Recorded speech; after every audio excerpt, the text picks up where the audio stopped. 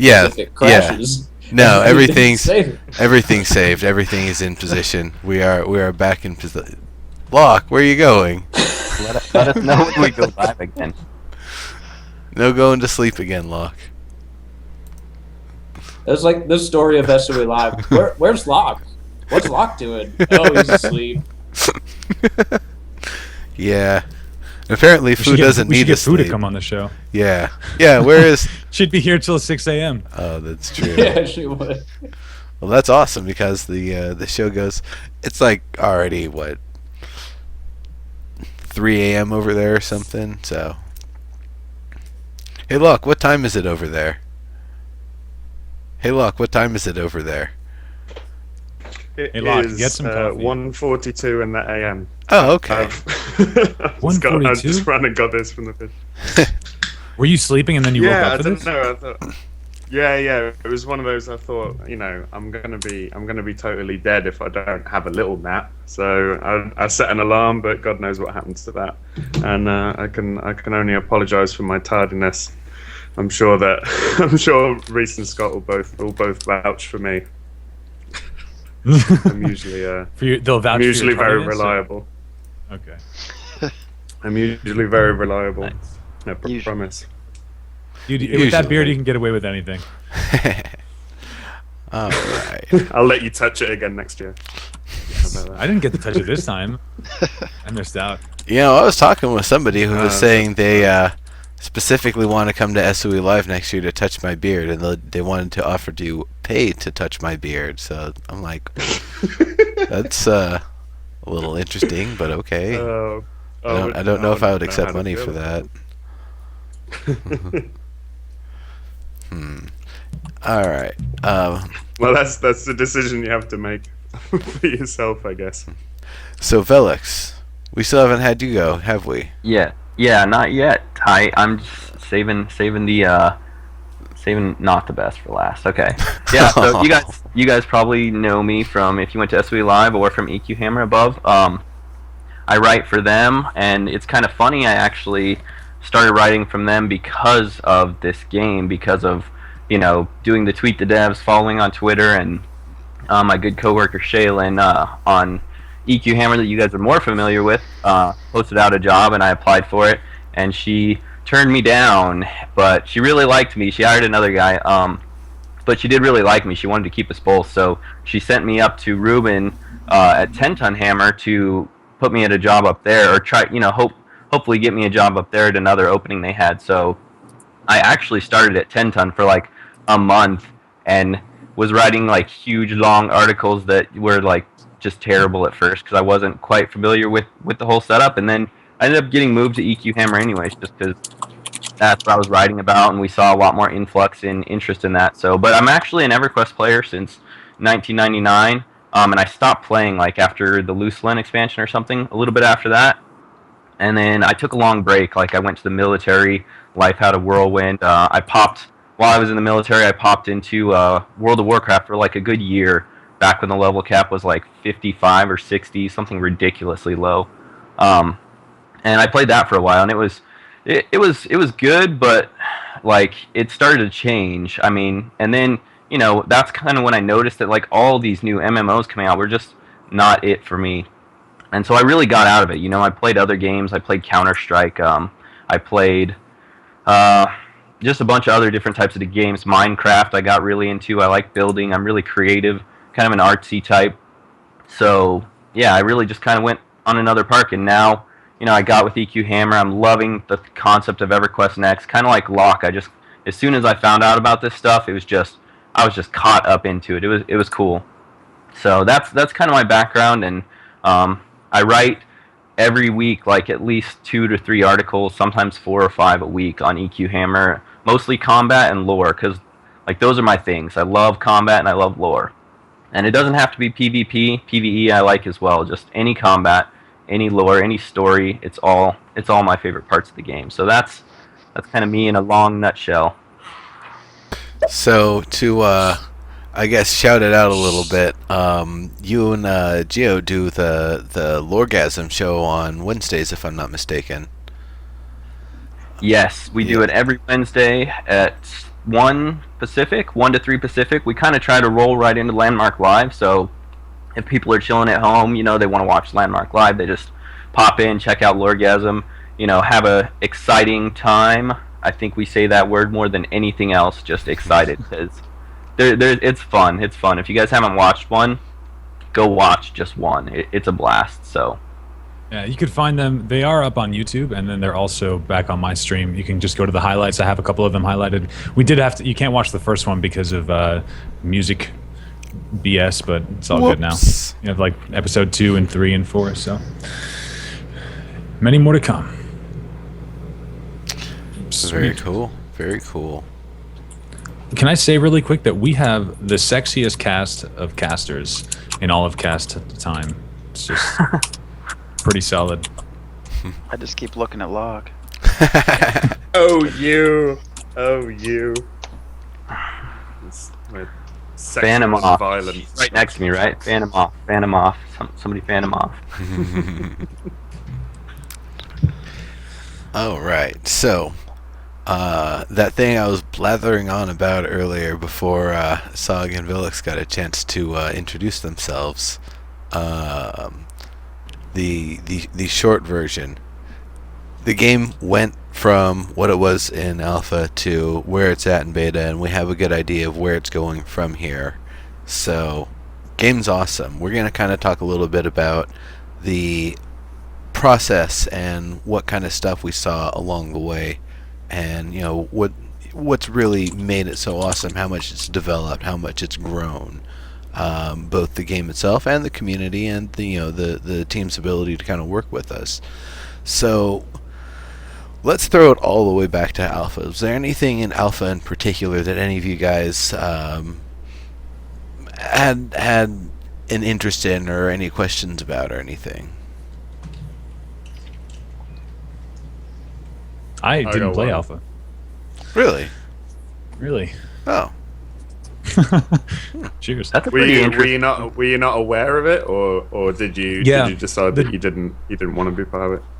The day that Dave Georgeson made my mind explode is the day that Alpha left, and it was like that 3-day period where closed beta was about to start. So I was playing League of Legends full time streaming, and I had to make that like clutch decision. I was like, oh man, do I leave this this job? Do I leave my job and like try to journey into a new world, or do I sit here and get Kappa'd for 15 hours a day? So yeah, it was. So I came in just as closed beta was starting, the first day. Gotcha. Well, that's pretty Yeah. cool. So So I started you, it- I remember just as alpha hit, as the servers went live, I managed to log in fairly early. There was a big group of people around the spire. The very first thing I did was turn the camera around to point at my face and then slash O nod, and then and then I was happy. That was the very first thing, and I'll probably remember that about Landmark forever, which fills me with a sense of dread, to be honest. That's my first memory, anyway. Yeah, my memory, being right into alpha, and then going through the grind of getting all the tools, getting ready to build something, and realize I can't build. So really, it's just now getting into what I'm interested in, the combat side, all of that. But cool deal. For me, it was like it was a little different because like since I had just got on to EQ Hammer, I just transferred over, and like the big thing for us was writing guides, because like that's kind of what was getting traffic, and that's what people wanted to know, because it was a totally different type of game. So being focused on writing so many guides and stuff, whereas like for the past several months I'd been just writing speculation for EQ Hammer, Landmark, EQ Next and stuff. I was just looking at the the mechanics of it. I was looking at the different recipes, how the systems worked, how they interacted. Like doing the guides on this stuff really like opened my eyes to differences in the mechanics they're using. So that's kind of what I got out of alpha. It was just a totally different type of game. Like even though there's like similar things in there to other MMOs with a crafting system, it was a totally different beast. So it was kind of cool that I was just working on guides, because I didn't get totally sucked into the building or the crafting. I just kind of got to step back and look at all of it. So it was interesting. That was one big takeaway for me, is just really seeing and appreciating how different of a game it was so early on even. Absolutely, and I really, the entire time from what they explained that it was going to be at SOE Live last year, and what we first started getting to see even back in Alpha, I was able to see immediately this game has all of the potential that they want it to have, and even more. It's everything that we're going to be seeing in EverQuest Next, but in something that's actually more of a sandbox. And I didn't know initially that they were going to drop the EverQuest Next alphabet, and I'm glad that they did, because it really stopped stop with the confusion. But it's it was definitely a whole lot of fun for me just to be able to play with something like that, something with that level of visual fidelity and quality, that allowed players to work with materials and props and such on that scale, and knowing that at some point we'll be able to put guns on it, we'll be able to put spawn points and objective points, we'll be able to populate it with creatures that think and act in different ways, and they'll target the healers, and there's no way you can taunt them off or whatever. That's the sort of stuff that I'm excited for, and have been from the very start.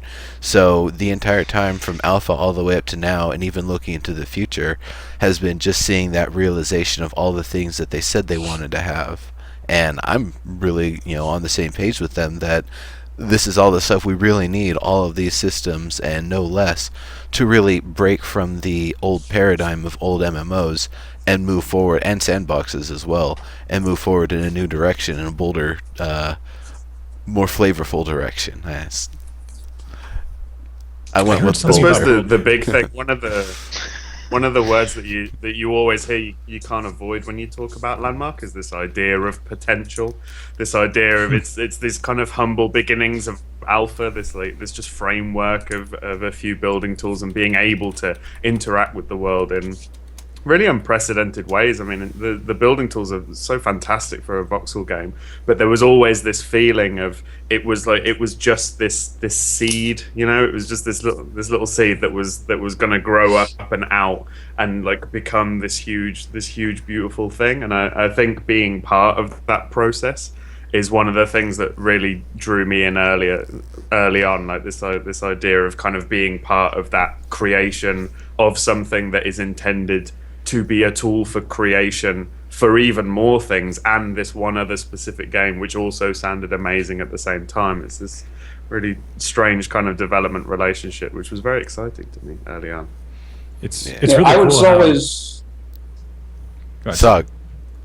I was a big MUD player. I played, like I said in chat, I have 365 days logged of in-game time in IKEA, and in a MUD, you have this ability in some of them, in the good ones, to truly manipulate the world, and there's tons of user-generated content in some of these games, and the game systems are beyond anything that we've seen in a graphic environment.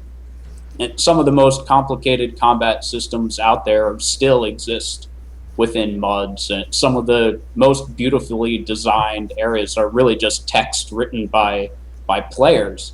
And what got me interested in Landmark especially was this is the first time that I feel like we have a chance to bring that like theme park MMO and what has been done and is great in a MUD together into something that it's more value. It can bring more people in and have all of the benefits of both sides. That's what excited me the most.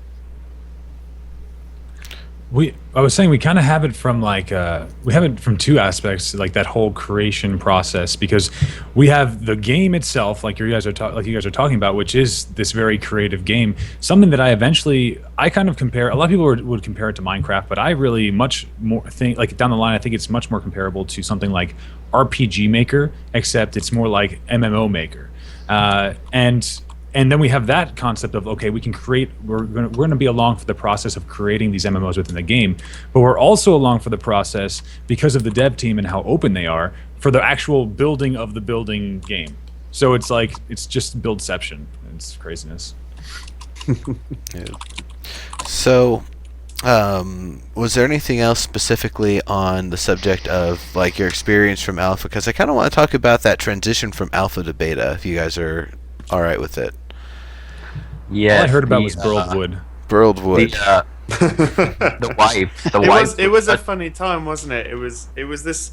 I mean, pretty much everything in alpha was either a placeholder or an earlier version of something we've got now. And I think one of the interesting things in terms of how the community kind of interacted with the game was how attached people got to these placeholder systems. I mean, that to me was always the irony of the Burldwood thing. It was just this really simple like placeholder progression thing, but then when they took it out, a lot of people lost their minds and they were like, oh, they're catering to casuals and the game's easy now. It's like there's nothing difficult about getting Burldwood. It's just an exercise in patience. And I thought it was really interesting how attached to these things people get, and as we move forward, it'll be interesting to see as other systems are replaced, the reaction to them. That's so relevant right now because I mean, it's like the giant elephant in the room. As we're having this show with combat, people getting their first hands on. Is it a placeholder? Like, is it just something that people are going to get attached to? That's like, it's going to be totally different, and we don't really know. We don't know if they're going to just build on this, or if it's going to be a little bit different, or if this is kind of the whole thing that they want, that they're just going to add more detail to. So, that's an interesting, relevant thing you brought up. Thanks, Felix. I try so hard. I thought it was interesting in alpha, like before we got into beta, how few good builds there were.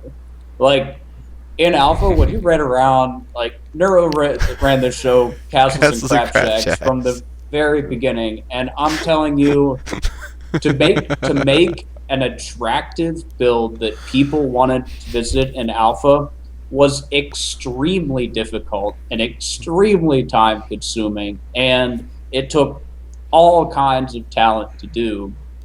And the world was just dotted with a couple people putting up noob cubes here and there, or digging giant holes in the side of a mountain and putting a couple stations down. And Crab Shacks! It was a completely different type of experience to what we have now when we travel around the world and like, whoa, everything looks awesome now. It's kind of how I see it. But before anybody else jumps in, we have not heard from Phantom X yet on this topic. Get involved. Yeah. I I'm pretty certain my first build in alpha was I think I called it a sculpture. It really was just nothing. It looked like a hand, so that's what I said it was. I still don't know what it is. Yeah, the creativity and everything that's being built. One of the things that sticks out, like what you were talking about, is also how many, the old tools. How many times you heard people say, "Oh, bring back this tool, that tool. I can't use this new tool." But, so going forward, all these other systems. Once the AI gets in, how are they? What is the final going to be to what we actually get? And entering a brave new world with combat, I don't know. That's really where I get interested. The building part, I'm just quite honestly not a builder. The AI stuff, the storyline stuff, I can't wait for. But the amount of builds now that you kind of get to look around and see, it's just incredible. Just the detail, everything that's there. But for me, it's a building. Now what do we do with it? So. Yep. Now we fight on it. Yeah, exactly. We destroy it, we tear it down, and we laugh. Yep. So I wanted to announce to everybody, there's a giveaway I'm starting here. You can get a lunar anklet, you can get a colonist flight suit, or you can get 2 7-day beta keys. And I'm doing 2 draws, so stick around. You have to be present, and you have to be following the channel. I mean, if you aren't following not only this channel, but SOG and Geo and Velix, you're going to be streaming, or don't you already stream a little bit? Not yet. It's something, between doing, popping on Lorgasm, coming on like SOG stream, and, doing something like this, it's something I want to get into a little bit and experiment. Yeah, I mean, I'm not going to be somebody who's like doing it totally, as a profession and just, this is my main thing, but it's something I think is so important to, the new this new wave of like people getting information about games. It's not all about the written guides that I do anymore. So I really want to branch out and diversify, because there's a lot. I mean, with new internet, it's just mixed media, and I mean that affects more than just how we cover games, but how people play games, which I think is a major reason that theme park MMOs have just like crashed, because of the way guides have been able to be done, and live streams, speed runs. I mean, all these types of things, they really changed the way that the mechanics are able to work in the past, and broke a lot of them. So yeah, so definitely give him a follow too. And Locke, he's been streaming with Zam recently, so give him a follow too. Once everything settles down, I'm planning on streaming a lot of PvP. There's a lot of stuff going on in the US at the moment, which is brilliant. It's amazing. People are getting really organized, and it's going to be supremely fantastic in the future. But the EU seems a little bit quiet at the moment, so I'm going to be all of my European brothers and sisters in the chat. Let me know if there's anything cool going on, because I wanna find out about it and fight every single one of you. I'll go to the Euro servers and fight you in a masculine fashion. It's just I don't know whether it's just my connection or not, but there's this rubber banding thing when I go on the US. Like, I can sort of run around and look at stuff fine, but as soon as I start interacting with things, it's really like, gotcha. Yeah, it just doesn't work. But, whatever. And then of course Phantom X. Are you streaming? Is EQ Nexus doing any streaming, or going to pretty soon? Probably will be. Like I said, not much of a builder, so there's honestly not been much to stream. But now that we're getting combat in, that's going to be part of the plan. Sweet. So yes, throw a follow to all of us. We're all going to be streaming. That's what it is. And our Twitters. Funny. Yeah. While it's in my head, while we're talking about combat, going back to the alpha thing, the alpha to closed beta thing, and really up to now, I make a distinction a lot of time when I talk about Landmark, the difference between playing a game and just raw playing in and of itself. And there's no, like, neither one of these things is any better or worse, and there's shades of grey between the two. But I think Landmark, up until very recently, has been very much like just playing. You get in, and there's no real resistance to what you want to do, other than a little bit of a grind for tools and materials. Like, you basically just you interact with the world and do whatever you want. But now with these new things coming in, like, you can actively play a game with other people. There's things working actively against your goals, and I think that's a very clear distinction that we're sort of coming across now in the closed beta arena. And it's interesting, I just think it's interesting to me, like, with the whole Minecraft comparison, the difference between creative mode and survival mode, the difference between just kind of role playing and artistic expression and creativity, and then actually having to actively work against forces, I think is interesting, and it'll be great to see how players kind of react to that as well. I think it's going to be great and have a lot of fun. A big thing for me is how the community is really going to change, because we've seen, I mean, I wasn't there in alpha, but I've seen a lot of posts all over the place talking about the difference between the community from alpha into beta. And now with combat coming in, it's going to bring in a whole new slew of different kinds of people who have different intentions and different goals inside of video games. And one big thing is obviously esports. Esports is huge. We're in such an infant stage of PvP but I'm still pushing for it, and I'm still having fun. I'm going to be actually doing some commentating over the next couple of weeks on different matches and stuff. And I'm feeling like this esports or like this PvP is really going to bring in a very diverse crowd that's going to potentially, I mean, I want to know what you guys think. Do you think it will potentially wash out or kind of like overcome a lot of the current established community? How do you think that interaction is really going to come? Because I feel like the numbers are in combat, but I feel like the spirit and the dedication is going to be with the builders. I think now that we actually have some context for which to build, it's going to encourage a lot more people to actually start building. Before, we were just building because things were pretty, and a lot of people didn't really want to build pretty things.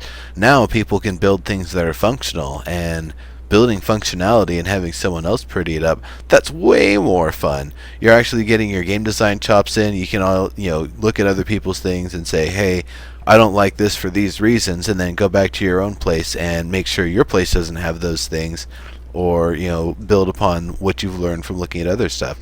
So it's definitely a completely different thing, building for functionality versus just building for raw aesthetics. So it's that kind of splits it three ways. The builders who do the pretty stuff and building for the landmarks of Landmark and the workshop stuff, they're still going to be here and they're not going anywhere. In fact, they're probably going to be branching out into combat in a big way. But a lot of people that weren't builders before are going to start getting into that realm of functional building for combat.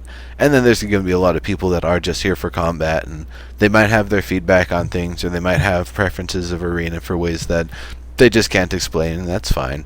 But we're definitely going to have a whole lot coming in here with the everybody coming back who had been in the beta before, and a whole lot of new people coming in and checking things out, because it's really starting to get exciting now. I talked several times about a. Did I just talk over somebody?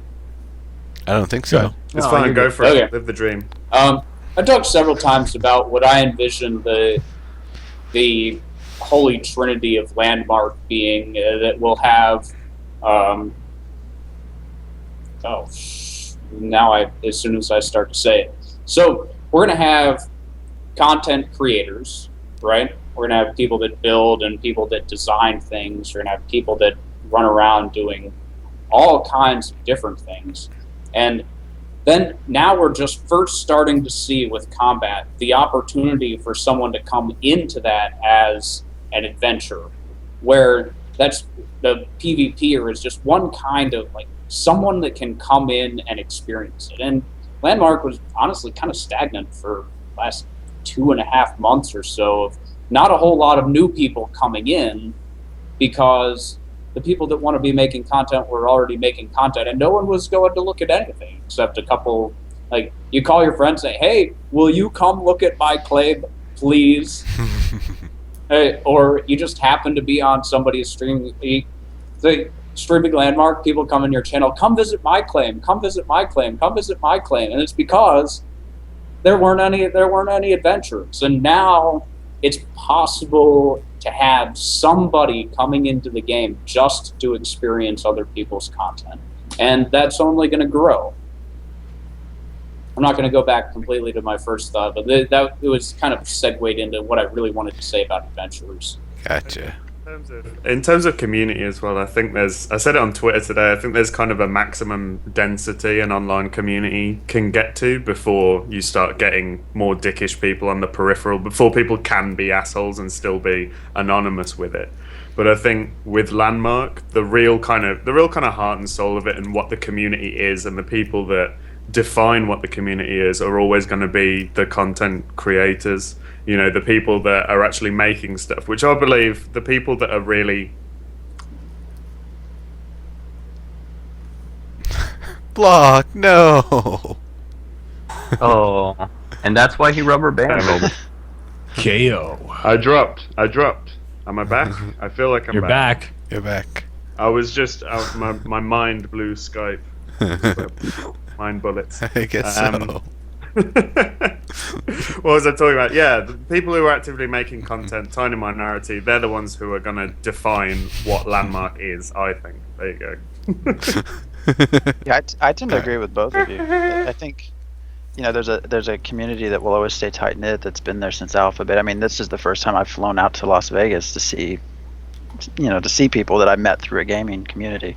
I think it's going to end up turning it kind of like what Locke's saying. It'll be kind of policing itself. I mean, the people who want a PvP within Landmark are going to have some sort of relationship with the builders. Otherwise, there just will be nothing to do. But I think you're right, Locke. Eventually, you reach sort of a tipping point. But there will always be that small group that will hopefully forever be there. But and I think as who knows what we'll see brought in with combat. You're inevitably going to get people who didn't want to build that all of a sudden, who knows what kind of arenas they'll churn out, or what new things we'll see with an influx of people. Maybe not building towns, but just the PvP areas themselves will be hopefully pretty interesting. Yeah, that's a big part of it, because I think when I got on was an hour after the patch came up, and like my friends list had got wiped from a couple months ago during the low period where I actually like switched my name back to what everybody knows it as. So I didn't have like hardly anybody on my friends, and I didn't know of any claims to go to. So like I just wanted to combat so bad that when I got in, we just like I dropped down a claim and a table, and we just fought on the basic terrain, and it was good. But like without a battleground, like you're going to run out of, combat is not going to be as exciting without all the different capture and hold and the different arenas and being able to kind of like fight through a battlefield. Because if you're just on the open terrain, like it's not as exciting. So I mean, I felt that like need for that, relationship of the builders and the combatants. So I can see them also, letting you limit who gets on. So I mean, if you have people that you just don't like, I'm gonna build something good, you can't come in. So I think it'll have a way of policing itself somewhat. Yeah, they'll probably add levels of exclusivity and blacklists and stuff like that.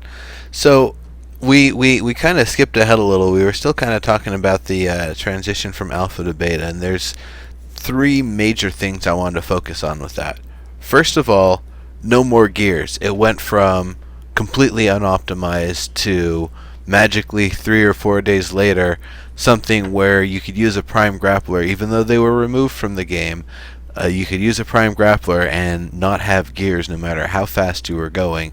You could have 2 messenger signets and be going top speed and not have any gears, unless you're in a bunch of really dense builds, which it's going to slow you down a little bit anyway, but at least it wasn't full on grinding to a halt, waiting 10 seconds before you can move sort of thing. The second thing is we learned that wipe was really no big deal, and the next wipe's probably not really going to be a big deal anyway. We're going to lose our equipment that we've crafted. We're going to lose the materials that we farmed. Big deal. It was kind of a shock at first for people when they finally made the announcement that we wouldn't keep our stuff from closed beta to open beta, and I know that like a couple weeks before, that was even a selling point that they were saying for why you should get into the closed beta. But looking back at it, that's so long ago. It would have been pretty unfair for us to really keep all of that stuff. It's like, hi everybody, I've got a billion of every material. Just. And I don't think that I'm glad you brought up the wipes, because I was kind of like I kind of tried to go into it earlier, but we had something else more interesting to talk about. But the wipes, like, I really don't think it's going to be as big of an issue, because we already know with like crafting 2.0, the new stuff that they're going to bring in might make even the items that we already have not as good, and we'll want to redo them anyway. So items won't be an issue. And the other big thing is like you have all this inventory you've saved up. But what I'm thinking is, with the influx, once you go to open beta and anybody can just pour in, you can have these people that have been in alpha and beta who have these amazing templates that you do get to keep, and they can just start, something through one of the communities like SOG or Geo, where it's like, hey, we've got these amazing battlegrounds. A lot of people in our community do. Everybody, pile in resources, and we will throw down a massive battleground. We'll host events. Like, it's not going to be, I don't think people need to fear it as much as they think they do. So I think that's something that needs to get out there, because wipes. It's also. Sorry, didn't mean to interrupt. Go ahead. It's also that this is a completely different type of game to what most of us are used to, and that the idea of permanence and the idea of there being a race or some sort of metagame, it doesn't correlate to Landmark. That we talk about a wipe, so what? The one of the great benefits of user-generated content is that it can change all the time, and something new is popping up every day. Go make something new. That's part of what makes the game good for me. I love tearing a build down and starting over. When it comes to grinding materials, okay, go do it, or make friends. There are people that do a lot of harvesting that just give stuff away right now. Eventually, there supposedly will be an economy in the game. But these are the things that make the game interesting and neat. And along with that, it's a game where you set your own goals and you set your own terms for feeling like you're winning. It's not like you get set back on some race to the top by the servers being wiped. No, you decide what you want to do that day and you go do it. If you want something more than that out of Landmark, at least from what we've seen, that's probably not the right place to be. At least not at this I think point. you're absolutely right. It's an amazing thing, the mindset and the conditioning of the MMO player, and it's a hard thing to get over. Like when you go into these new games, I wanted to tell a story about something that happened in closed beta. Someone just randomly, I think it was on Reddit, was going on about how they needed silver. They've been looking for silver for hours and they couldn't find any, and they were really like bored and frustrated and they wanted to give up. And I said to them, just stop. I was like, you don't need silver. You're fine. Do something else. And they were like, no, I need it. And I was like, all right, what do you need it for? And they were like, I need it for the Adventures grappling hook. And I'm like, so you've already got a grappling hook? And they were like, yes. And I was like, so you don't need it. Just relax. It's fine. And it turns out the reason they were struggling to find silver was because they didn't know that there were caves in the game. They didn't know that the silver was underground. They were looking at just the surface nodes and going from like point to point to point to find it. And obviously, they've been going for hours and found the tiniest little bit. And so I just told them about caves, and they went, and it was fine. And they got their Adventures grappling hook. And I thought one interesting mindset that this player was so desperate and so dedicated to getting this one particular item. That what could they possibly have needed it for? Like if they weren't going into caves to begin with, it's just this interesting kind of mindset, this conditioning that we're in. That when we see the progression path laid in front of us in Landmark, our first instinct is to just churn through it. We just churn through it as quickly as possible. And for what? To what end? Like what is there at the end of this? There's no like content doesn't magically unlock when you get to the end of it. It's not like, you know, you get your legendary loom and suddenly you can go raiding, you know, like there's none of these invisible barriers anymore. And it's interesting though how strong the conditioning is with a lot of us who have been playing MMOs for a long time, and that'll be interesting to see. Yeah, I think that a lot of it has to do with just people's competitive nature, and even with a thing like silver, like I feel like people in the back of their mind, like you said, from that generic MMO feeling that you get when you play every single one, you want to have, you want to be a completionist, you want to have everything, you want to be able to say, I have more than this other person. Builders, I feel like the builders that I've come across don't necessarily have the mentality as much, but it sounds like the guy that you're talking about did. He wants to get everything, and why? That's a great, I mean, this is a really psychological question, but I think it has a lot to do with people's wants to fulfill everything that they have in their inventory, to have the best things, to just continue to grow and be the best in the game. I mean, if anything, I feel like every game that I've ever played has had like the largest group of players are the ones that are driving for progressive content.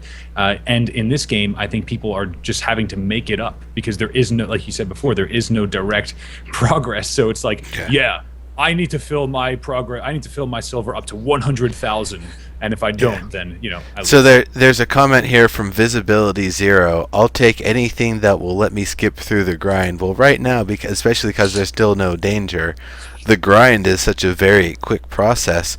To me, the real grind, especially if you're a builder, is to actually make that thing. It's the 20 to 100 hours that you're going to spend making that awesome build. Not even the time you're going to spend harvesting, just the specific work making that build. That's the grind right there. That's the real challenge. Or if you're a PvP enthusiast, the real challenge here, the real grind, isn't something we can skip. That's giving feedback to the developers so that way they can improve the combat system based on what, the best understanding they can get from all of our collective opinions. So, once again, that's not a grind you can skip. That's it. completely the opposite. It's a process that we're all a part of and trying to help continue with. You can step away at any time and come back, and it's still going to keep going. But it's definitely something that everybody is a part of. Now, there's one other thing here that I wanted to bring up. The branding of the game was. Now, before I move on to that, Phantom X, did you want to say anything about the wipes? Did you already have a chance to talk about the wipes? I'm good. Okay.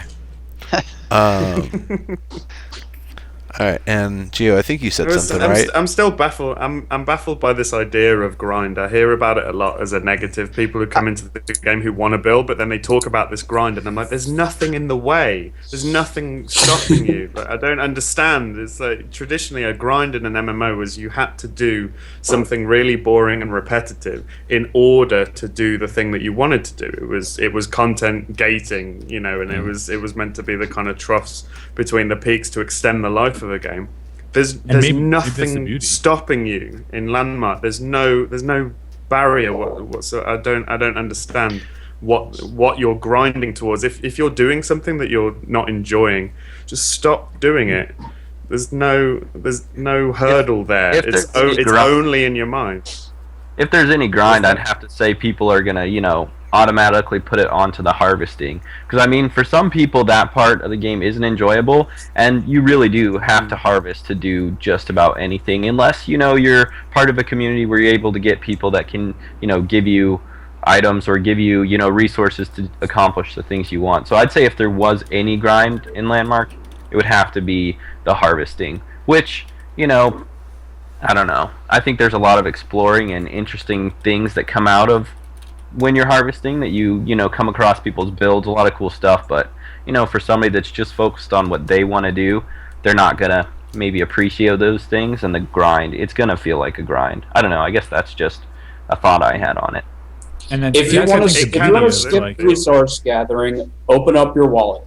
That is exactly what Mark Tuttle wants. He wants time to money conversion for the business model. He told me this specifically while drinking heavily. Elemental. That's the part you can't skip. Is you still have to collect the elemental for material. tools. Well, They're saying, people in chat are saying that the grind is the grind is going and getting materials when what you want to be doing is building. There's a way around that. If That's all you true. want to do is build, you get the tools. You don't need to grind out your tools like we had to in alpha. Yeah. Go through this whole progression to get a selection tool. That's gone. If what you want to do is build and you don't want to go mine to build, every building material is purchasable. Go buy it.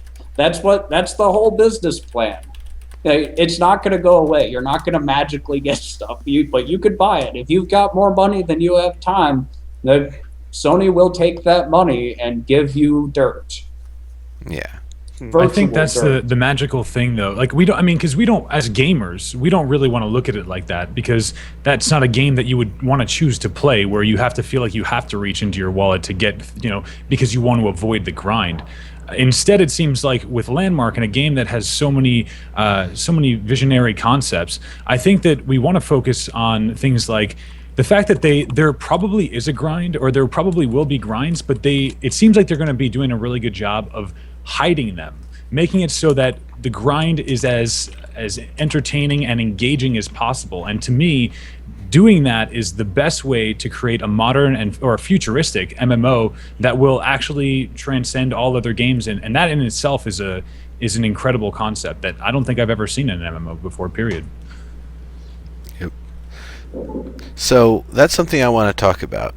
So the branding changed from alpha to beta. It used to be EverQuest Next Landmark. I still have EverQuest Next Landmark logos somewhere. EverQuest Next Landmark was what they used on the posters and stuff at SOE Live last year. I think there's an EverQuest Next Landmark logo somewhere on this hat. But then, when it switched over to beta, they finally did the thing that I think most everybody was really happy about. Some people were confused in dropping the EverQuest Next part, because they said from the get-go it's not supposed to be fantasy only, it's supposed to be for all games and be genre agnostic. and I wasn't really sold on that with the EverQuest Next part. It's like, okay, well, this is, it's a part of EverQuest Next, but it's mostly that it's this sandbox tool. In doing that change with the branding, while a lot of people are still confused, and I still see giveaways from like NVIDIA for beta keys and other things like that still call it EverQuest Next Landmark. It is just Landmark now. And that they've started really going forward with that, with the Tech Forge and the smelting, the refinery for that.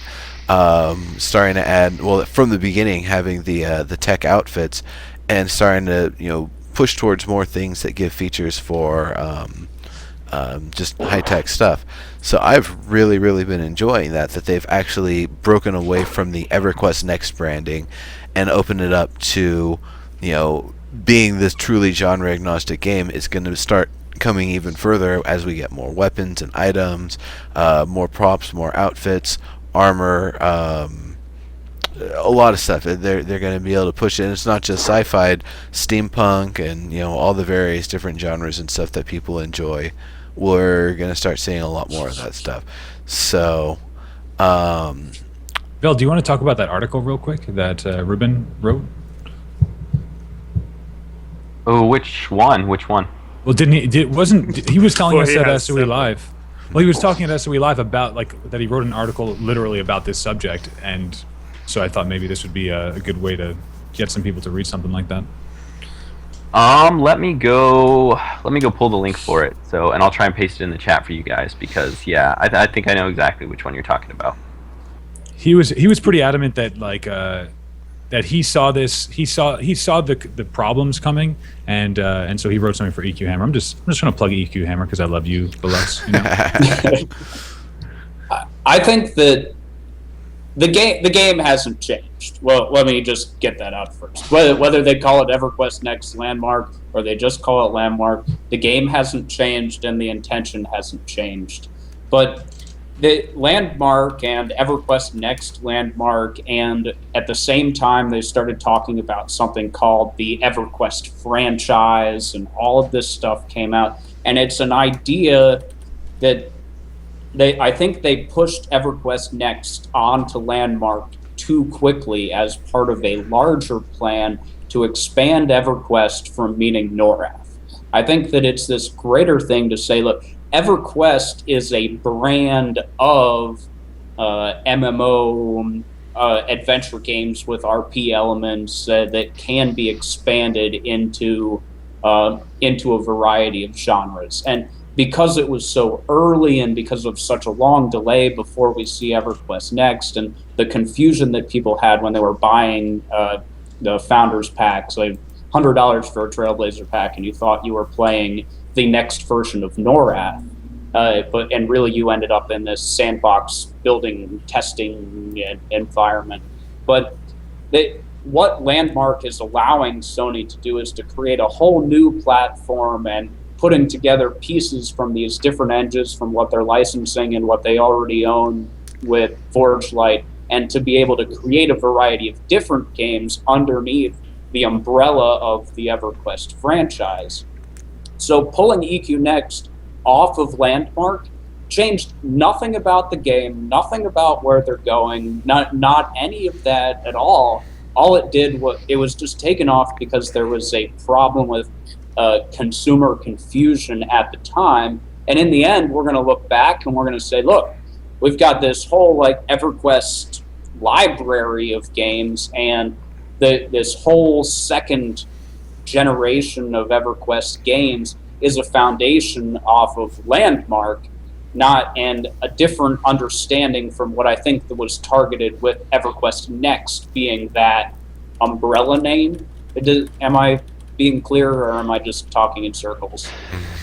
No, you're making sense. Let me ask more of a provocative question. Do you think that was purposeful? Everyone came to that SOE Live expecting EverQuest Next.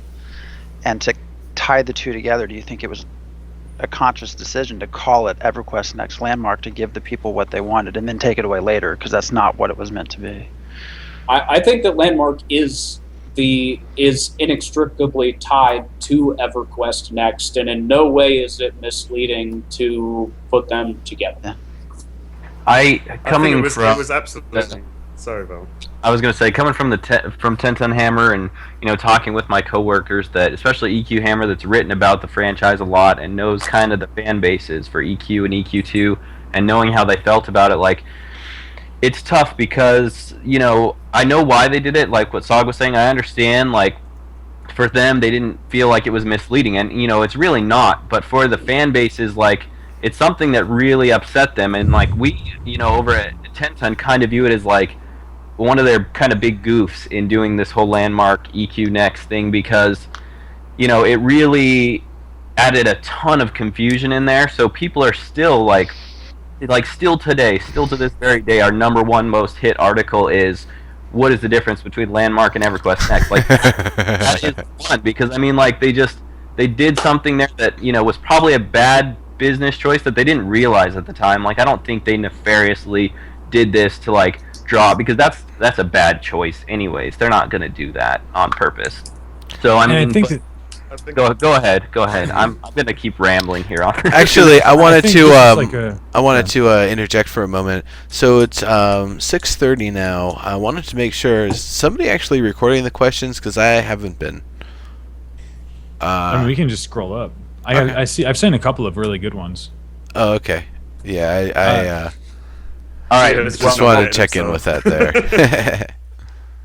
Let's see. I think what were we talking Well, about? DWS asked, do you think Landmark is here to stay, or will it be stop being supported when EQN officially gets here? I know the answer. I think you wanted to add. Yeah. Dave Georgeson said this. He said it multiple times in multiple states of sobriety throughout SOE Live. Pretty much that he wants to be able to tell people that Landmark is the last game he ever works on, because he wants to be working on this for years and years and years until he's ready to finally retire. I'm really happy for that. If Sony put in all this effort into making a completely new type of game in Landmark, and they put all these tools in, and they genuinely put in everything that they need to make a AAA next generation MMO that can be iterated on by players simultaneously, do you think they will only use it for one game? Oh, I'm waiting for them to make a sci-fi MMO. Use it for one game? No. If you were in charge of it? I'm waiting for them to make a sci-fi MMO. I'd probably use it for at least a... I think circling back, that was an idea for attempting to adjust the perception of the EverQuest brand as being more than just NORAD like that. Because it has to be. Like Locke said, they have to use this for more than one game. It's going to happen. They absolutely should. And as soon as they do that, if they make something of a slightly different genre, because remember, this is based on Forgelight, which obviously PlanetSide 2 has come out of, and H1Z1's come out of as well.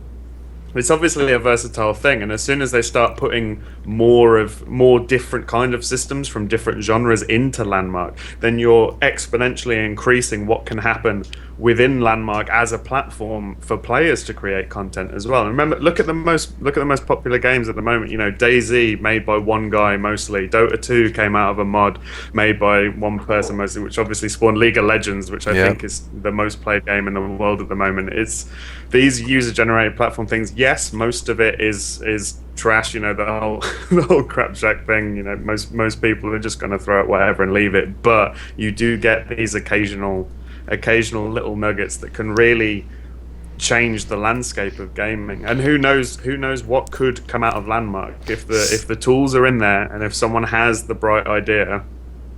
When they've said that's what they want, right? Yeah. They expect communities to form. Sci-fi here, steampunk there. Who knows what they get out of that? They could find a brand new game that's just badass, and I think that's a big part of the plan. For sure. So, Locke, you said something about delicious little nuggets or something along those lines. And there's actually one thing from the H1Z1 keynote that was very interesting, is that they're actually talking about, before H1Z1 was working, they wanted a little bit more tech before approaching some sort of a World War II themed MMO FPS. Sturm und Drang or something like that. I don't pronounce German very well. But that was the one that we were talking about, and so they subtly announced, this is the next FPS that we're going to be doing after H1Z1. It's something we were already working on, and we're going to do it after H1Z1. So it's pretty interesting to think about, further things that the ForgeLight engine itself is going to start getting into here. But ForgeLight and EverQuest Next and Landmark aren't necessarily, the game is on that, but ForgeLight's a big engine. There's a lot of teams working on a lot of iterations of it. I would say the voxel version, the Landmark, EverQuest Next, whatever, maybe sci-fi MMO or weird genre-bending MMO that they decide to make out of Landmark, that's definitely going to be somewhere down the road, but I'm sure they're going to keep using it to make more and more games. And they've also said they want to support us players and the games that we make, that if we make something that's awesome enough, they'll actually, take it on their shoulders and help make it a real deal game. That's exciting. You're excited. And Yeah. before we keep going on this, just so everybody knows, at 6:30 we do, this is what we're going to do every week. We're going to have a Q&A section, just for answering stuff from you guys in the chat, or, if you guys send us stuff ahead of time at Theory Forge's Twitter, which I'll post in the chat, and the Gmail as well. I'll post both of those. So if you guys want to send us questions to talk about on the show, depending on the question, it might be something that we want to be a main talking point during our first hour, where we really break down, and Theorycraft pretty hard on it. So, but just so everybody knows, now in the Q&A section, if you guys have any questions, keep throwing them up in the chat. It can be as small or as big, as you have on your mind. So I saw a question there from CaesarCon about buying the crafting stations from the store, and that's kind of an interesting thing, because all you're getting from them is the ability to get a better yield when you're refining stuff. You're not really winning anything. You're not skipping the grind or anything. It just makes it so when you're doing larger projects, you can get a lot more material. And thus far, there's very little stuff other than making Lumicite that I feel like we really need the refineries for, just because it takes a lot of different materials, or a lot of kind of more exclusive materials to make Lumicite. So it is something you want to try to make as much of at once. But really, it's not that big of a deal making 10 versus 13 at a time. You could, in theory, just buy the materials to make the crafting station. That's all Elemental. it is. And if you're gonna do that, you might as well give it to someone else to make the thing. Wait, do they not sell elemental versions of stuff? I haven't even looked at them. No. I think the only elemental material. That's the limiting thing. Yeah. Yeah, but if you can buy resources, you can buy the expensive resource and then sell that using the in-game economy to get the elemental thing. So it's not. There's no real barrier there. But I'm just saying, if you're gonna buy a crafting station, you might as well buy the materials and have someone else make the thing for you. It just seems like, I don't know. Seems like a bit of a waste of money. But why not? Why not? Doesn't matter. Does it? Does it matter? I don't know. H1Z1J. Have everything. H1Z1J, and while Theory Forge is specifically for Landmark, not Landmark, and EverQuest Next, we'll still talk about SOE as a whole and talk about other games from the genres that are associated with it. We're not going to make an entire episode about them, but they'll definitely come up in conversation because they are a part of the lexicon of all game knowledge and information going into it. Just like if we were talking about a specific song, we would be comparing it with songs from other people or other songs by that same composer. So while we are specifically talking about EverQuest Next and Landmark, we will kind of vary it up and talk about other things a little bit here and there. And almost by talking about Landmark, we are almost inherently or potentially talking about multiple MMOs at the same time, right? So that's something that we just kind of talked about. Exactly. And oh, go ahead. Sorry about I'll cut you off with the next question. Stay on topic. I was going to say it's interesting. I just noticed someone at Wizards Gambit asking about what other next gen MMOs there are in the pipeline, and I was going to say kind of with the new features, the brand new features being implemented, things like destructibility in an MMO space, the way that the Storybricks AI works in an MMO space, I think after people have seen that, it's going to be very difficult for any other company to come out with an MMO that doesn't have such that doesn't give players such a direct way to interact with the world. So I guess, you know, is a lot of this is talking about the kind of future of MMOs in general, I think. For Yep. sure. So Andoran, Andoran, sorry, I always pronounce it wrong just because I've always done that. He asked, do you think there will be much resistance to the action combat style being introduced in Landmark for those people used to the hot button style MMO combat? And for those that don't know, Andoran will be our guest next week, so you'll see more of him. So we're pretty excited about that. But for the question, what do you guys think about that? I mean, I'm not going to answer because, like, everybody knows I was in, like, a giant Twitter debate over this 140 character argument. So I'll let you guys handle this one fully. So last year I asked everybody who I would talk to that was an EverQuest 1 and 2 player, is there anything you see in an EverQuest Next or Landmark that would be a deal breaker that you absolutely wouldn't play the game? They would say no, and I would ask, even if it's an action-oriented, targeting system, you don't have tab targeting. They still said no, I'd still play it. This year, I got a little bit more people saying, I don't know about that. I'm my reflexes aren't quite up to par for that sort of thing, or I'm so used to just tab targeting and mashing toolbars and playing the UI. So that's kind of one of the considerations I'm seeing with it there. I think we have control, not complete, like not a small group, but like all of us have control over how much negative reaction there really is by just talking to people and making sure that we do share opinions and explain and talk about things correctly. That what we're looking at is not, we're not talking about a game that is designed to satisfy the needs of someone who loves playing EverQuest 2. What we're looking at is a game that's designed to break barriers, create something. It's called Next, not 3 for a reason. And people there are gonna be people that are not interested. There are gonna be people who are not physically able to take part in action-oriented combat due to vision problems or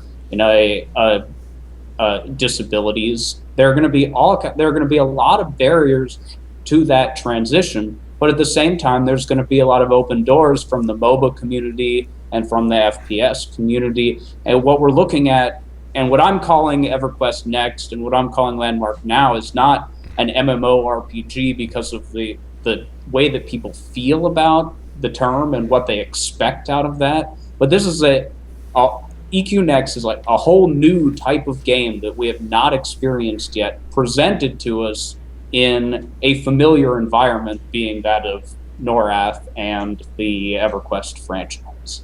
And it's going to be hard for people, but it's going to bring new people in, is the bottom line. I want to throw this out there. At Lorgasm last week, we had Jeff Butler in with us, and we were talking, throwing ideas back and forth, and Velux and I came up with, we were throwing ideas, and we came up with MMVR, massively multiplayer virtual reality, and he tweeted out, MMVR, I like it. So I think that, I'm just saying, we just, you heard it first here.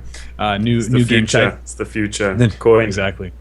But I Right I also wanted to say something about the combat, which I want to give a shout out to Rave Starsight. Some of you guys might know him. I was talking to him about this combat and really had a lot of the same ideas that a lot of people have about combat being more difficult for certain people, maybe people who have bad eyesight or their reflexes aren't great. But he brought up an amazing point, which is just because something is action oriented does not mean that it has to have targeting. You don't, like, for example, a support class, a bard maybe. If you guys have ever played League of Legends, or I'm gonna kind of paint the picture, the role for you. But basically, there's a support class. Her name is Sona inside of League of Legends, and her objective, her goal is not necessarily to target enemies and destroy them. Instead, to buff her allies with auras and keep her allies, around, kind of continuing to fight and outplay the opponent simply through using the spells, not actually aiming them at all. So that concept can be applied in probably multiple ways to allow people who don't necessarily have the reflexes or the precision to, and it'll allow them to still be viable in combat, just in a very different way. There is, I think, it's really, really important to be as inclusive as possible. I think in everything, and like you say, there are ways around that, and I think people always hate me when I say things like this, but a lot of this is bound up with people's nostalgia for certain other properties that had a specific combat system, and they mentally attach their enjoyment of a game to the mechanics of the game. Now, I'm not saying at all that any game with different mechanics is any worse than any other game. You know, we've all played tab targeting games. We've all played those games. We had loads and loads of fun doing it. But, you know, going back to the whole attaching the EverQuest label to landmark thing, there are a lot of people who are very vocal about they want EverQuest Next to basically be EverQuest, which continues to baffle me, because if you love EverQuest that much, you think that EverQuest is brilliant and is like the one example of how an MMORPG should be done, why are you even looking for another game? If you think that that's perfect and that's the ideal, why are you looking for another game? And as well with the action thing, do you think designers 15 years ago were going, you know what would be a really fun combat system? If we have them press the number 1 and then wait for the auto attack to just kick each other in the shin. Do you think the designers were saying that? Or do you think it was a limitation of technology that led them to have to do that? In the same way that now, in 15 years' time, we'll be looking at this kind of action combat and being like, it's a limitation of technology when we're all like, flying around in spaceships fully immersed in virtual reality, like in Ready Player One. It's always these kind of trade-offs between different systems. And for me personally, trying to get inside the mind of a game designer, I think a system like this kind of action combat one was always the intention of a computerized RPG, and is a path along the ultimate goal of the Star Trek holodeck, isn't it?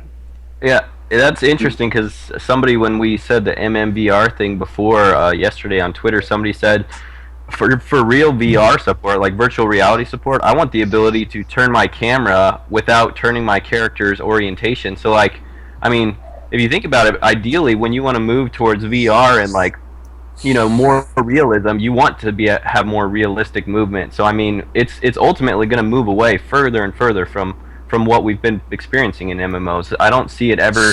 I mean, there will be those niche players that have that game, and there will still be games made in that style, but that's not the direction that it's going to be going in. The mainstream is moving towards new technology, new systems that allow you to do more, do more with fewer keys, or do more in the game, be more active, be able to do more realistic things.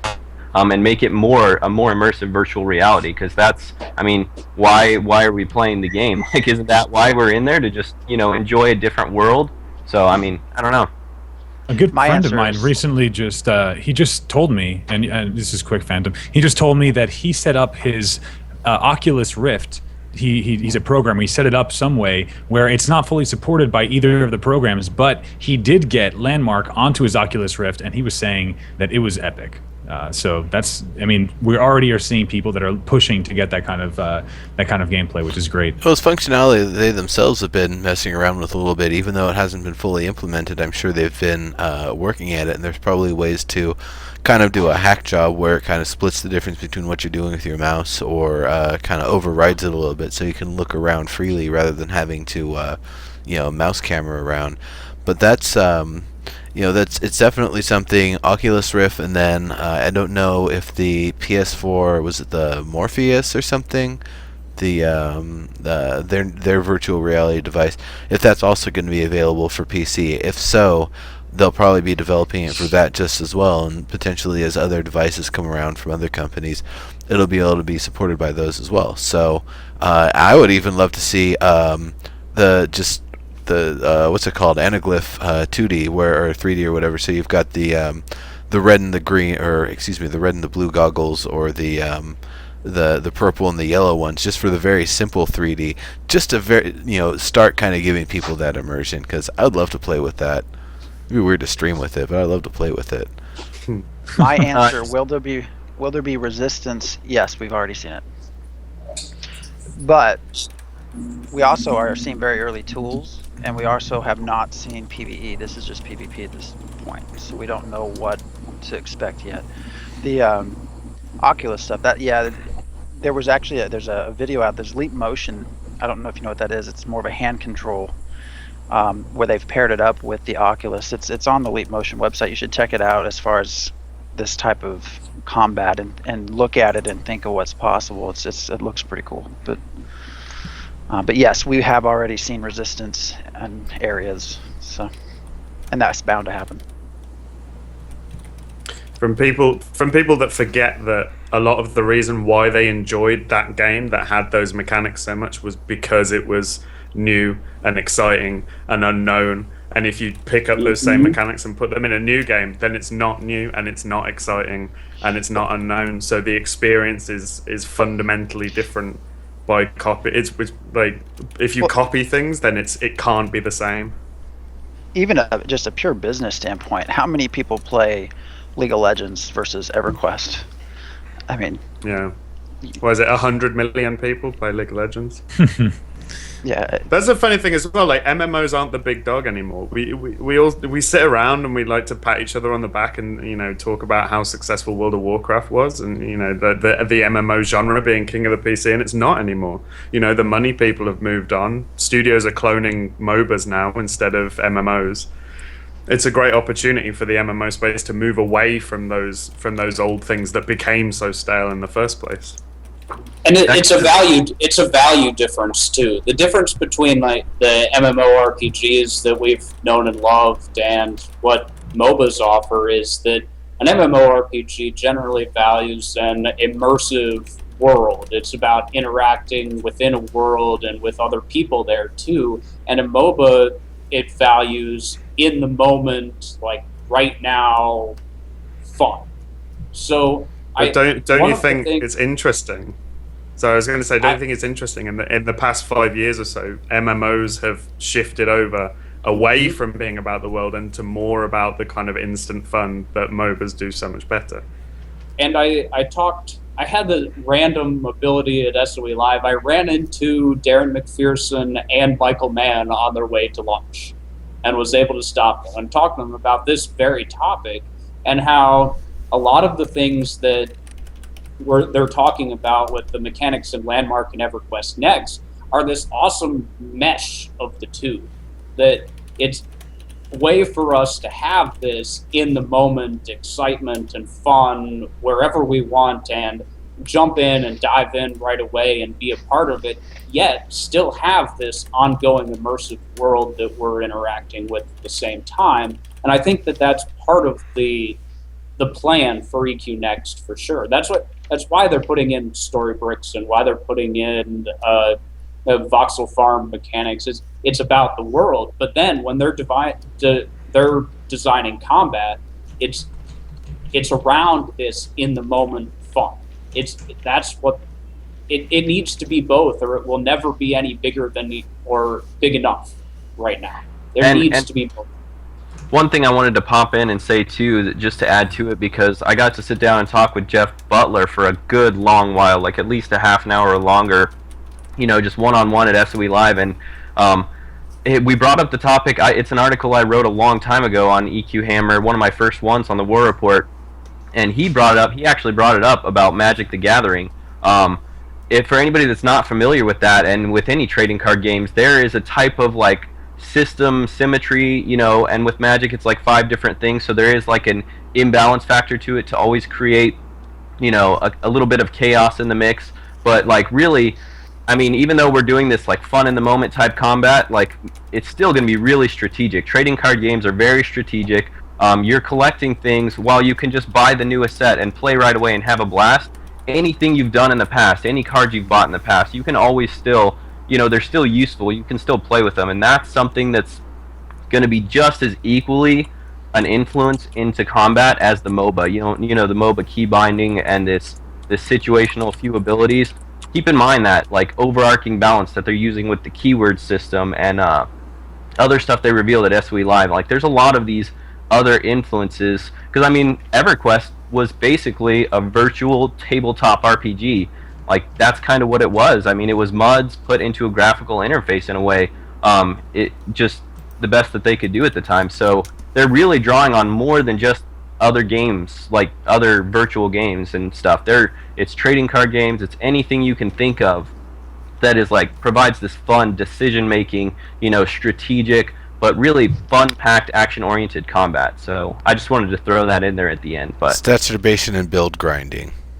That's definitely. I also quote Diablo with that, because a lot of Diablo was fun because of the saturbation and the build grinding and the loot grinding. But I will also say my Magic the Gathering decks that were pretty fun and pretty useful about 10 years ago are completely irrelevant now. Actually, more like 12 years ago. But Good. yeah. Shouldn't that be the standard for that? Irrelevant. It's part of the it's part of the shifting meta of games, isn't it? And obviously with a physical card game, it's different. They need you to keep buying cards for the game to stay alive. So it's a slightly different thing. But they have to keep the meta shifting. That's kind of the way the game works. I was wanted good to say at for first-person ages as well. shooters once.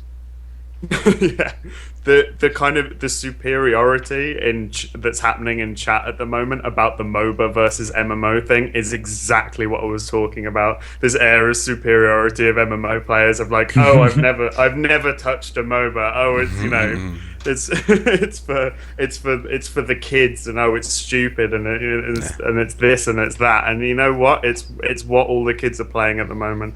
If you think MOBAs are irrelevant to online gaming, you're already a dinosaur. You're already out. The thing is, MOBA is a very vague term. It's a mobile online battle arena. So is MMO. So is MMO, but people use the term to mean a genre. MOBA. I mean, when I'm talking about a Dota style MOBA, that's a very specific sort of thing, or a League style MOBA, but that's completely different than Counter-Strike. That's a MOBA.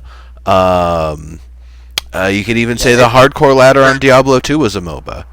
It's a term that gets used out of place a lot. But I mean, one thing too, like for people that are, fearing the, MOBA, just like the MOBA just dominating, coming in and changing all MMOs, it's not only about that. Like, if you're an MMO player and you haven't played DC Universe Online, you need to at least go in and see what it's all about, because it's not a MOBA, it's an MMO, but it has this action-oriented combat. You're doing combat with your mouse, with your abilities. It's still WASD. It's kind of an infusion of this action-oriented system. And an important thing about that is Sony Online is who made this game, and as well as, that's a game that's portable between PS4 and, it's cross-platform, which is another thing that's changing, with PC gaming. This is starting to be more of an issue where when they come out with a game, if they're going to spend all this time on the resources, the textures, all this stuff, you want it to be able to reach as many people as possible. So you want it to be cross-platform. You want it to be an infusion of different genres where people can come in and feel a little bit of familiarity with it no matter what game they're coming from. So that's something that, I mean, people should take into account. This isn't just MOBA invading MMOs. It's way more than that. Like, my biggest quote that I want to tell people about this whole Landmark experience is we're all thinking too small. Like, all of us are. It's so much bigger than the way we're all narrow-minded. In our own facets. We have to constantly be pushed by each other, which is why I love this setup we have here with so many 6 different personalities. All you guys have different, opinions, and we're pushing each other's, we're pushing the bubble. It's pretty awesome. I'm pretty excited about this. It's been a blast up to this point. I'm excited for the future. I hope you guys are enjoying the show, and I hope you're excited for the future. Speaking of which, it is getting pretty close to time to wrap up here. It is almost to our limit, so I think it's probably about time we start wrapping things up. Now, I mentioned at the very beginning of the show, and I definitely want to bring it up again here, we aren't doing it just on one channel. In fact, not all 6 of us will be on every episode. We've got this really interesting rotation worked out. So if I remember correctly, Gio, it's going to be on, is it your channel next? Yes. That's me. Yep. So definitely come back at the same time, but be over on Geo's channel, and we will be back there. We'll be having Andrew's going to be on, right? Yeah, Yes, Andrew. he's gonna Yeah. be the first guest for Which the is- first. Which is great because he actually won. He won. He didn't have a lunar anklet, so he's getting a lunar anklet out of this. No, actually, Deepbot was just very kind to the regulars here. Wick and CaesarCon, both regulars around here. They probably have 2 and 3 of the highest number counts for the Neuro tokens. They won flight suits, so Deepbot just wanted to be silly with the RNG today, but we'll definitely have more giveaways on more future episodes.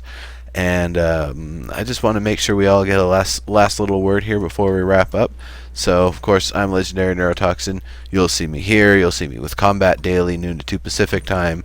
Castles and Crapshacks is no more. Now it is Content and Creations, starting 1 hour later. That's 3 to 7 p.m. Pacific time.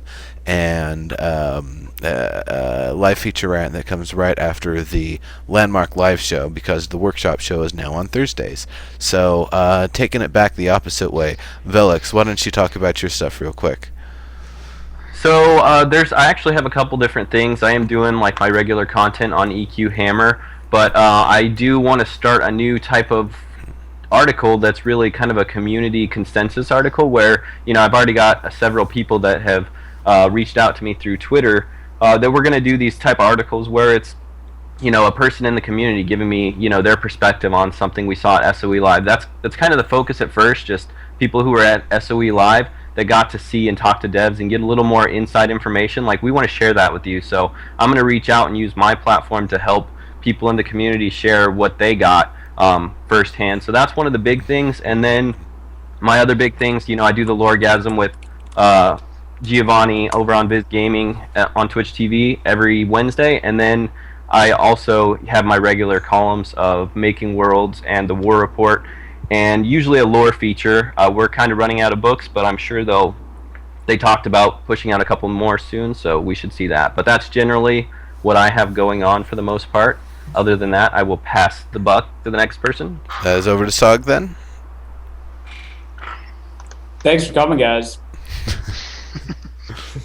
Oh, you can't leave it at that. In fact, aren't you streaming after this, Sog? I'm gonna eat some dinner after this. I'm surprised I didn't pass out on this stream because I haven't eaten enough. Yeah, that's a good idea. I think there's some spaghetti waiting for me. I think that Geo's hosting a PvP tournament with the Chosen Gaming after this that people should be taking part in. All right, then. So, Gio, then, why don't you kind of talk about that real quick? Sure. Well, yeah, we have tonight, we have Friday Night Fight Club. Every Friday on my stream, 8 p.m. Pacific, we're going to be doing all sorts of really cool. First of all, we'll probably do a little bit of talking about this week's wrap-up in combat, as well as I will be shoutcasting. So I don't think I'm going to actually be participating too much in the PvP. Instead, what I'm going to do is be observing all sorts of pre-made teams. Now, you guys can come and make your teams and come and kind of sign up. And I'm going to be kind of shoutcasting, starting to hone up my skills for when esports becomes super big. And we have a whole bunch of other stuff. Like Valex said, we have the Loregasm that we do every Wednesday. We have actually, Legendary, you and I are going to be doing something on Mondays, right? We're going to be doing. I think that's Tuesdays. Tuesdays. Let me check. I have the calendar. Yeah, I'm pretty sure. I have it set for Monday. Are we doing Monday? I thought it was Tuesday. We'll work that out. All right. Well, we'll work it out. Legendary Hero and I have. It's going to be going during. Are you talking about the stuff during Combat Daily? Exactly. Yeah. So you'll be there for Combat Daily anyway, folks. Right. Right. So everybody make sure that you come by for Combat Daily. What was the time for Combat Daily? That's noon to 2 Pacific every single day. Every damn day. Every damn day. I don't know. I could just plug shit for days. I just have so much shit going on. Yeah. But anyway, I love you guys. Let's move it along. Phantom X, why don't you give a little bit of detail on where people can find you and what you're going to be up to? Yeah, just mostly on Twitter. Just if you want to talk or anything, just hit me up on Twitter and let me know what's going on. Most of all these guys around me, make sure and follow them, watch them. They're all amazing people. So. Gio, I think that's your keyboard I hear. What's Yeah, up? yeah, What's this- up, Locke, me? you This don't is- count Locke. Sorry. This is a great cast. Like, I'm really glad that everybody, like, we were actually able to find a time that worked for everybody to do this, because it is a complex thing to have so many people, but we really wanted this cast of people on here because like I said before about pushing the thought, pushing the forward, like that's in the name, the Theory Forge. Like that's what we want to do. We want to share our information with you guys and help you think outside the box too, and just like we're pushing each other. So that's what the show's about, and we're community building too. Like this is a big reason, like we have all our logos on here, like so you guys can see all the different communities are out there and interact with all of them. We want to have a cohesive game community because that's something that hasn't been present in quite some time, I don't think, in any game in Force. I mean, it was in old MMOs in the past, but it's kind of something that's got lost, and we really want to see that brought back. So Also, isn't this going to be up on a YouTube channel? Yes, we're going to be getting this up. We've got a shared Theory Forge channel, don't we? I don't think we have, not for YouTube. I think we were Okay. going to, because Locke is a little bit in a different zone. Locke has a YouTube channel, and I think that's going to be the primary outlet for these highlights, is what I believe. I don't know. I Okay. could be wrong. What? I mean, we can. Don't make me do work. that's I the- said show up. That's the nice No. thing with YouTube is that we can all actually link the videos into our own playlists on our own channel. So it's the same content. We can really have it everywhere. But we'll work that out for you folks and have an answer. So Noober, oh man, you are so late. We're done, Oh, Newbert. Go well. home. Oh Done. well. You're drunk, Locke, Amber, go next home. time you'll know not to be late. Yep. 'Cause you get assigned things. Did we give Locke a chance to finish up and plug his things? I don't think we did, Locke. He fell I asleep. wouldn't He doesn't get a advise it. chance. I wouldn't advise it, to be honest. So. Plug your things. You can follow me. You I don't can wanna know follow what me Locke on plugs. Twitter. You can follow me on Twitter. I do videos and stuff on YouTube. You can write a column for Zound.com. That sound was the demons that live in my attic. Yeah. Come hang out. Tell me why I'm wrong about things. People don't do it enough. Yeah. The foo. Well, if we tell him he's wrong with enough things, then I think Food just kicks him off and takes over because she's not wrong. She's always right with most things. Very informed individual. Totally awesome. That's her now. That's her now. Alright. So that's it for the show, everybody. Thank you all for coming. Head over to the Viz Gaming channel. You've seen the links there for a little bit here. If you want to link it up one more time, definitely head over there and then have fun. We'll see you folks next week. See ya. Bye-bye. Bye.